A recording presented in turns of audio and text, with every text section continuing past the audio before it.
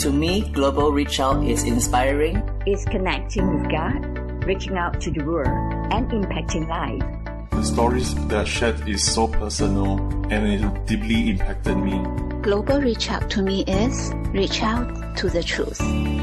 Connecting hearts, connecting lives. You're listening to Global Reach Out.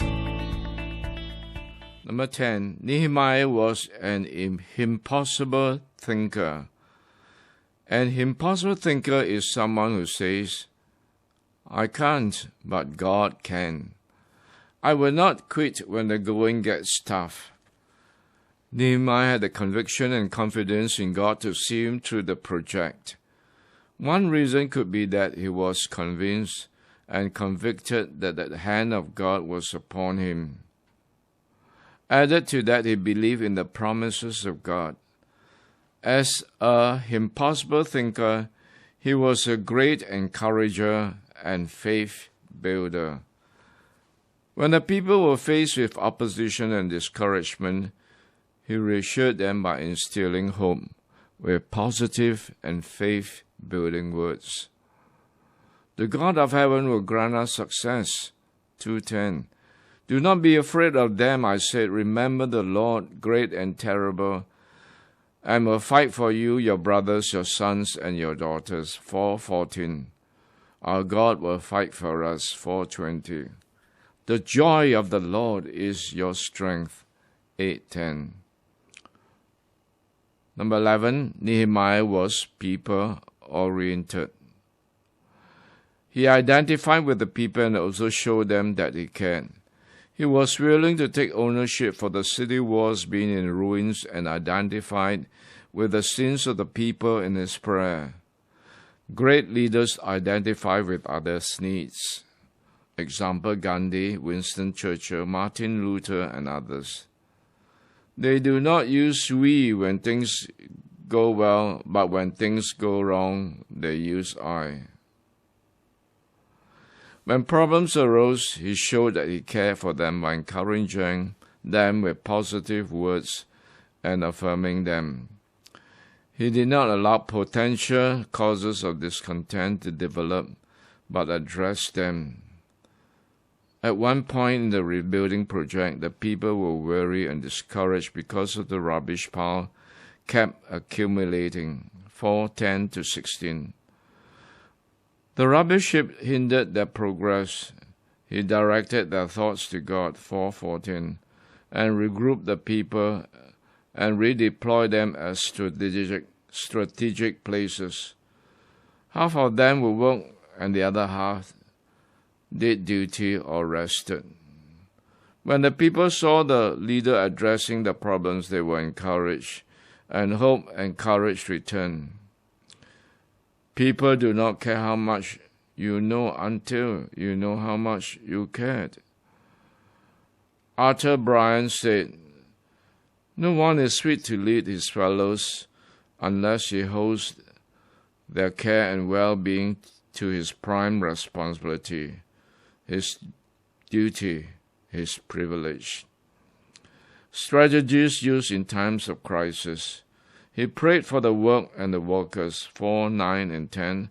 He created a plan to address the problem, 4:12 and 13. He called the best out of his workers, 4:14. He reminded them of God's help in their divine mission, 4:14. He provided a new strategy for victory. He furnished new tools, weapons for the workers, 4:16-17. He rallied the people to support each other, 4:19 and 20. Nehemiah practiced leadership by example, number 12. He was able to motivate and inspire the people to be sacrificial because he walked the talk and had proven himself to be one. And the people were loyal to him because he was first loyal to them. Loyalty is the two-way traffic between leadership and followership. He was on the front line with his troop in the rebuilding project.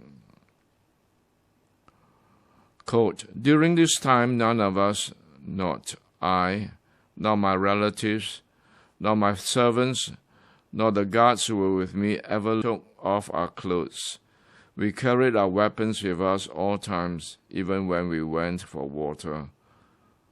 4:23. Nehemiah took his turn at both building and standing guard. His life was an example of serve and sacrifice. The workers, though dirty and thirsty, worked diligently because they saw their leader leading by example. In another instance, special food was allotted to him as a leader, but he refused to accept it unless, unlike his predecessors, he ate from the same rations that were offered to everyone else. 5:18. Nehemiah did not fit in a comfortable office and issue orders. Rather, he was on the job day and night, doing his share of work and taking his share of risks. No leader could do the job alone, and no worker wants to follow an absentee leader. As the king's appointed governor, Nehemiah could have exercised authority and enjoyed all the special privileges but he chose not to. He stayed with the workers. 4:21-23. Dealt personally with the people who were selfishly taking advantage of others. 5:1-13. And refused to make special allowance that were rightfully his. 5:14-19. Nehemiah willingly laid his rights for God's glory and for the good of the suffering people, and God honored him. Warren Wiersbe.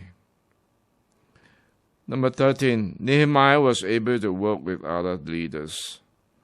He was not a lone ranger leader in the ministry. He worked with Ezra, and there was no rivalry, jealousy, or competitive spirit. It is not always easy to work with leaders who are our peers because they can pose a threat.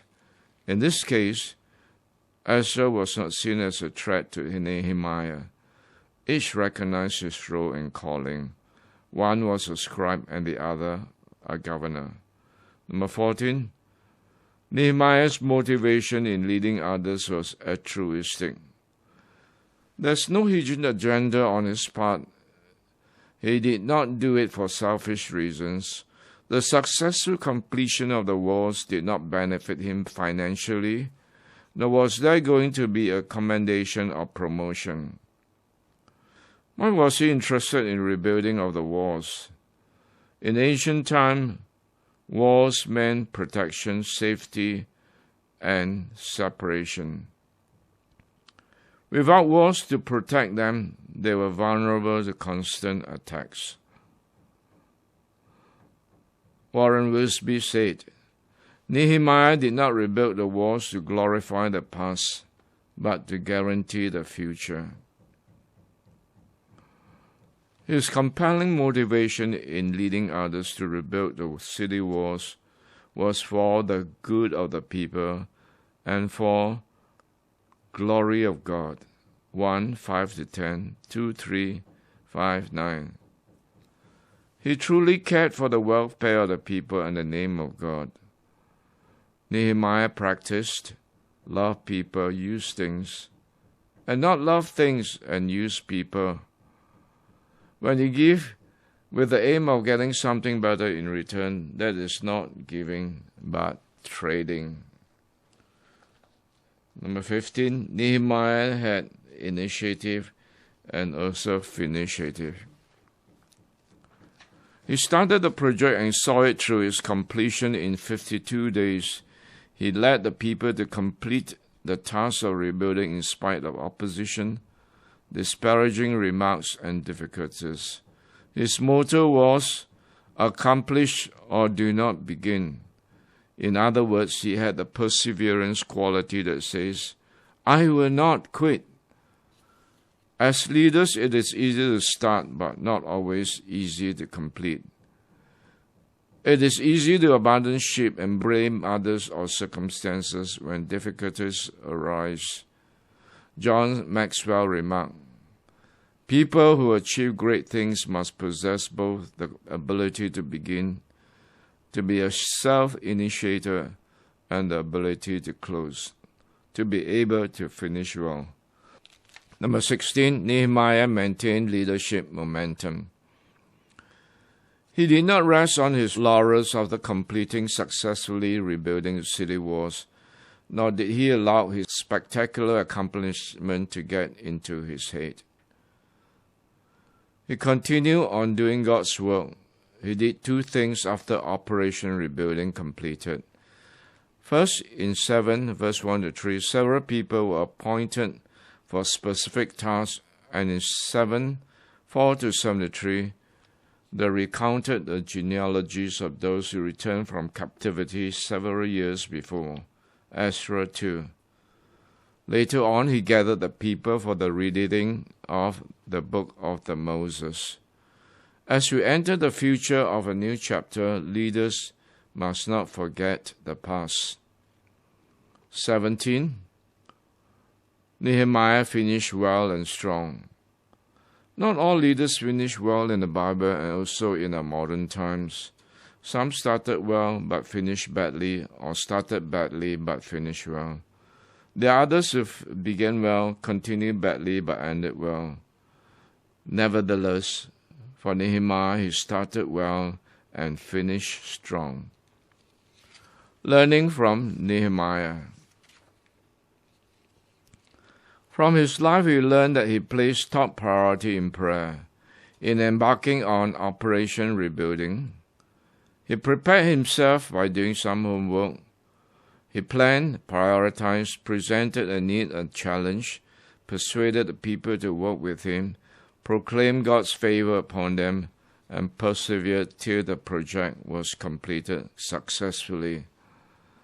The life of Nehemiah is a reminder to us that if God can use a layman, he can use any one of us.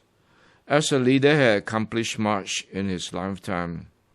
His legacy was the city walls, increasing the population of Jerusalem and correcting social, economic, religious abuses and reforming the people.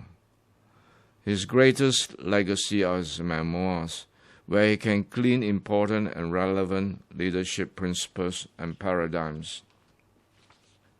Sanders said, Nehemiah emerges as a man calm in crisis, vigorous in administration, fearless in danger, courageous in decision, thorough in organization, vigilant against intrigue, disinterested in leadership, and altogether remarkable man.